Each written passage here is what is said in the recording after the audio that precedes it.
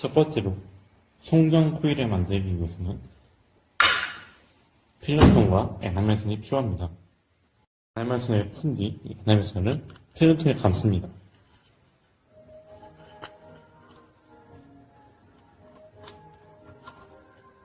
이렇게 여러 번 감게 되면은 어떤 코일을 만들 수 있는데, 코일의 그 효과가 매우 크기 위해서는 촘촘히 여러 번 감는 것이 중요합니다.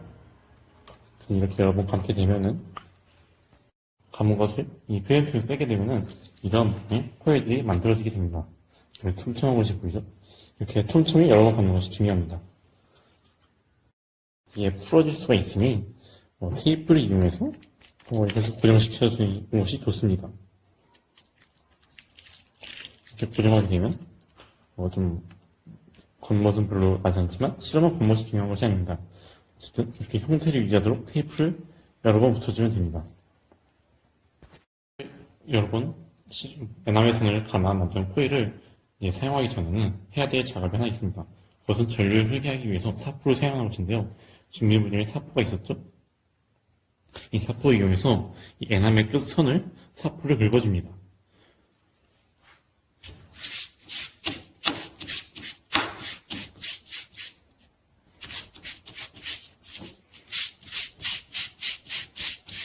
이렇게 사포로 긁어주게 되면은 이 처음에 툭이던 구리색과는 달리 흰색이 보이게 됩니다.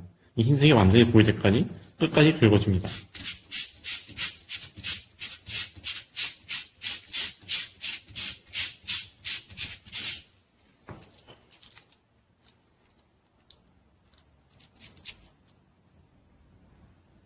이렇게 색깔이 좀 다른 것을 확인할 수 있습니다. 동일하게 반대쪽도 사포로 긁어주면 됩니다. 그러면 이제 전송 코일 같은 경우에는 완성이 된 것입니다. 전송 코일을 모두 만들었으니 그 다음으로 만들어야 될 것은 검출 코일입니다. 검출 코일을 만들기 위해서 필요한 것은 아까와 동일하게 에나멜선과 어떤 조그만 것을 담을 수 있는 저처럼 어떤 분필, 그런 통 같은 분필이나 어떤 샤프침, 볼펜, 침 같은 어떤 조그만 구멍을 만들 수 있는 도구가 필요합니다. 준비가 되었으면 아까와 동일하게 이것을 감아줍니다. 이렇게 여러 번 감아주게 되면 한 번 더 코일을 만들어줄 수 있습니다. 이렇게 감아줍니다. 이것도 아까랑 동일하게 유의할 점은 빽빽하고 밀도가 높게 감아줘야 시험 결과가 더 잘 나올 수 있다는 것입니다. 중간에 꼬이지 않는 것을 주의해야 합니다. 꼬은 게 성공하면 아까와 같이 이런 코일이 만들어지게 됩니다. 그리고 동일하게 테이프를 붙여 형태를 고정시켜 주는 것이 좋습니다. 이렇게 이제 멋진 전송 코일이 만들어지는 것이죠. 이제 총 2개의 코일을 만들었습니다. 이 코일을 이용해서 다음 실험 진행 방법을 알려드리겠습니다. 이 맞는 기판과 그 다음에 이 트랜지스터가 필요합니다. 보통 트랜지스터가 아닌 멜로디 트랜지스터입니다. 먼저 이 회로 기판에다 이 회로기에 구멍이 있죠? 이 조그만 심을 위에 꽂으면 됩니다.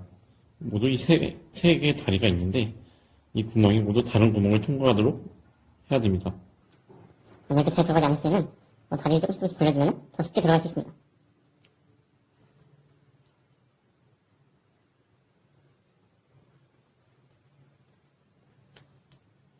네, 이렇게 세 개 다리가 이렇게 들어가게 되었습니다.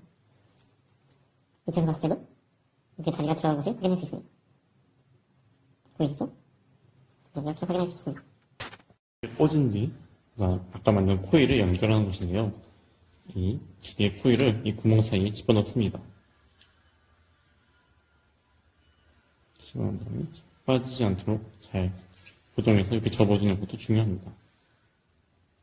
그 다음 이 양쪽 2개 다 이 구멍에 넣어줍니다.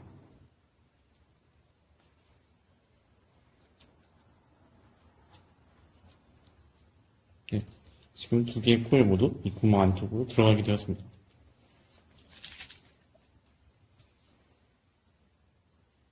먼저 연결한 상태에서 전선과 인지기 그리고 납땜을 할 납 이 3가지를 이용해서 회로를 완성해 보도록 하겠습니다. 이렇게 연결되어 있는 전선을 일정한 크기를 잘라줘야 됩니다. 이때 다른 도구 이용하도 좋지만 가위를 이용해도 충분히 잘 자랐습니다. 원하는 길이대로 자르면 됩니다. 원하기가 되었죠. 근데 이 고무는 전기가 통하지 않는 성질이 있기 때문에 이 벤지를 이용해서 이 조선의 복귀전 역할을 해야 됩니다. 그 역할은 먼저 이 벤지, 이 뾰족한 부분이 있죠? 이 뾰족한 부분을 이용한 것인데요. 이게 전선에 넣은 뒤 완전히 누르지 말고 살짝 눌러줍니다. 살짝씩 눌러주면 이렇게 홈이 파이는 부분이 나타나게 됩니다. 그렇게 되면 이 부분을 세게 당겨주면 전선이 튀어나오게 됩니다. 보셨죠? 이렇게 잡아당겼더니 전선이 나오게 되었습니다. 반대쪽도 동일하게 이걸 눌러주고 고무를 빼주면 됩니다. 이렇게 전선이 나오게 됩니다. 여기엔 전류가 흐를 수 있게 되는 것이죠. 상태에서 이제 인두기를 이용해서 이 조선을 연결할 것입니다. 이 과정이 좀 위험하기도 하고 복잡하기도 해서 이 과정은 영상은 참여하지 않고 결과만 보여드리도록 하겠습니다.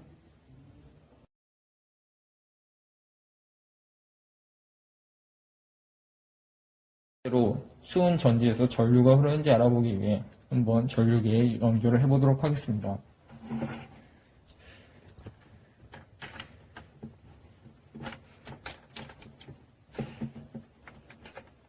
네, 전류기를 통해 전류가 흐름을 알 수 있죠.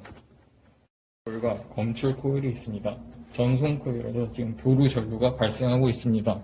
전송 코일에 수직하게 금속을 놓겠습니다. 금속에서 맨돌이 전류가 형성됩니다. 그럼 그 자기장이 생기고 그 자기장의 변화에 이 금속판에서도 맨돌이 전류가 생깁니다. 그럼 금속판에서 맨돌이 전류가 생기면 금속판에 의해서 자기장이 변화되는 것입니다. 그럼 그 자기장의 변화에 의해 이 자기장에 유도 전류가 생기게 되는데 이제 이 금속을 한번 여기 넣어보도록 하겠습니다. 자세한 원리는 좀 이따가 PPT를 활용해서 설명해 드리겠습니다. 자, 이제 넣어보도록 하겠습니다. 아쉽게도 금속을 넣어도 전류기를 통해 전류가 흐르지 않았습니다. 실패 원인을 분석하기 위해 이론을 찾아봅시다. 금속 탐지기는 전자기 유도와 맴돌이 전류를 활용한 것입니다. 전자기 유도란 자기장이 변하는 곳에 있는 도체에 기전력이 발생하는 것입니다. 와전류라고도 불리는 맴돌이 전류는 도체에 걸린 자기장이 변할 때 전자기 유도에 의해 도체에 생기는 소용돌이 형태의 전류입니다. 자기장의 변화는 전류의 변화를 발생시키고 전류의 변화는 자기장의 변화를 발생시키는 것입니다. 사실 이 이론은 매우 어렵기 때문에 저희가 만든 금속 탐지기에 대입해 설명해 드리겠습니다. 아까 잘 작동하는 수은전지, 즉 일정한 전류를 공급해주는 전지에 트랜지스터를 연결해 시간에 따라 세기가 변하는 전류를 발생하도록 만들었습니다. 전송 코일에 이 전류를 흘려주면 코일에 변하는 자기장이 생성됩니다. 만약 이 변하는 자기장이 금속을 만난다면 그 금속에 맴돌이 전류가 생깁니다. 이 변하는 맴돌이 전류에 의해 변하는 자기장이 생깁니다. 마지막으로 이 변하는 자기장이 생긴다면 수신 코일에 전류가 흐릅니다. 이 전류를 통해 금속이 있는지 없는지 탐지하는 것이 목적입니다. 실패 원인을 분석하기 위해 단계별로 전류를 측정한 결과 트랜지스터 수은 전지를 전송 코일에 연결했을 때 변하는 전류가 측정되지 않았습니다. 급하게 준비한 트랜지스터가 제대로 작동하지 않았음을 알 수 있었고 보완할 것입니다. 감사합니다.